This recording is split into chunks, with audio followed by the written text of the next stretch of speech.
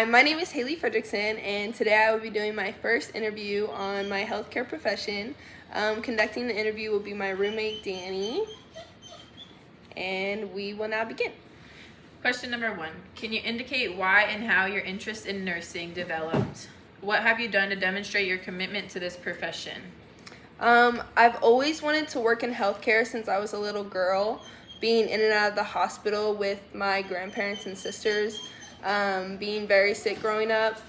I would say that it made a big difference with the nurses that they had. A good and kind nurse who knew what she was doing was a lot more beneficial than a nurse who didn't seem to care for her job.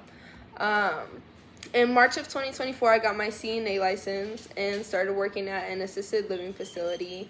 And this past January, I got my medication technician certificate, which allows me to pass out medicine to residents. And I feel that both of these helps with patient care and medicine reading as a nurse. I feel like that's a good response. Number 2, indicate how and why you chose your major. How has this choice benefited you both personally and professionally? I would say first going into college, I had my dream set on being an anesthesiologist, and I came in as a chemistry major. However, after multiple chemistry classes, I came to our realization that medical school just wasn't the path for me. It wasn't until I became a CNA that I really loved what nursing offered and stood for in the healthcare world. Not only do they keep people alive in crazy times, but they are also caregivers and people to trust. This benefited me to show my compassion and love for healthcare in a way that supports me financially and helps others too. Sometimes the first decision isn't the right one, but it's good to find out what you really like. Number 3, describe your ideal life in 10 years. What will you be doing? What will your professional life be like? And what will you still be working on? Okay. My ideal life in 10 years, I would like to be a travel nurse. Traveling nurses can just make around double what a regular bedside nursing would make. I'm hoping to have within 10 years at least start a family.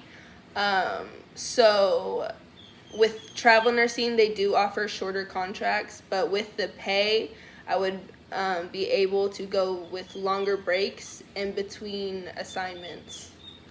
I feel like travel nursing will be fun and interesting. Describe a time when something negative happened to you or you went through something difficult, but which in hindsight can be viewed positively. Explain why. Okay. I would say a negative thing to happen to me would be when I failed General Chemistry 2. In high school, I would say it was rare for me to really even get a B. So to come to college and all out just fail a class was very different for me and a very hard pill to swallow. I would say, however, it pushed me to never let myself fall behind again, and to stay on top of assignments, study, and most importantly, ask for help when needed. It's helped me do better within my new classes, as I definitely do not want that to happen again. Yeah, sometimes you just need that one class to knock you in shape. Yeah. How would you describe your leadership style? Describe an example of when you had to adjust your leadership style to address the needs of a group. Okay. I would describe myself really more as both, kind of like as a leader, but one who knows when to let others take charge in situations that they know better in. For example, when I'm in a residence room with my nurse, I'm always going to listen to them and how she recommends to do things, just because she has more training and experiences, education, and overall like licensing than me. However, because I've been there for a little bit of time now, and because I am good at my job, they'll help me train new CNAs to help show how to care for a patient and take care of them, which I have no problem taking charge and showing them how to help care for and treat a resident overall. That makes sense. Which do you think is a more important quality for a good health professional, to be an independent thinker or to be a team player?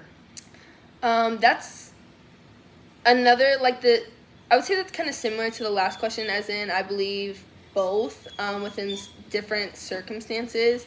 I think that it's good to be an independent thinker in situations where you need to make a very quick decision for the betterment of your patient, regardless of what others are saying. For example, family.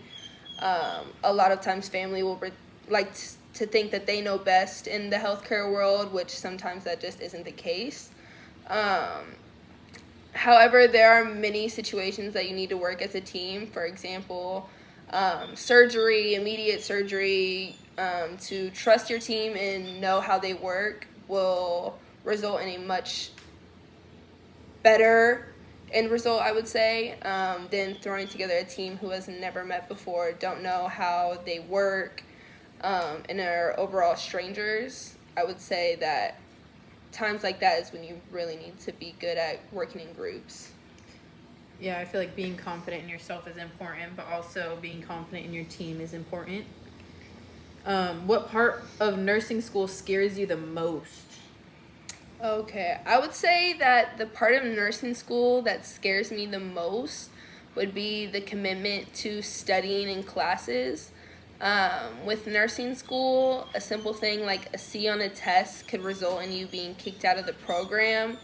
I'm nervous about really staying on top of it all and not procrastinating until it bites me really in the butt. Yeah, it's definitely difficult, but I think you could do it. What nursing specialty are you leaning most towards and why? Has it changed since you first entered college? Okay. I would say at first, I was really wanting to work with babies in the NICU or pediatrics department. However, first, after thinking about that route, I've gotten a little scared, just resulting in the bad that can happen in those departments.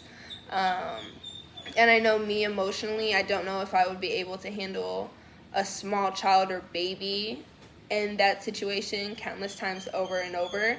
But after working at an assisted living facility and being so close to my grandparents growing up, I've really grown to love working in geriatrics and caring for the elderly. It's really nice to give them someone to talk to, which is all really they want most of the time, because they feel like a lot of people do not hear them out, especially when they have little to no family. It makes them feel like someone still cares for their well-being. I feel like dealing with babies and parents is difficult, but you definitely know what field is best suited for you. And how do you plan to build trust and communicate with your patients from like different backgrounds and different ages, as you were just saying, to help better like with your connection with the patient and more of like your profession? So I feel like within nursing, to be able to relate to the patient in some sort of way, whether it be a family member or you specifically, to be able to have them relate to the situation really takes a relief off of their shoulders as they see it worked out well for you, so it could possibly work out well for them. I think also within patient caring, a lot of people working in healthcare miss the part of just being kind and compassionate. Having someone being kind to you really makes you feel like you aren't a bother. You're being cared for correctly, and overall that your presence isn't so much of a bother. I feel like that's good. I feel like sometimes nurses are not as nice to the patients that they could be, but I feel like the nurses that are nicer to those, it makes it easier for them to experience a better, like, not journey, but a better time while they're in the hospital, might be going through something hard. What do you want to accomplish like towards the end of your career?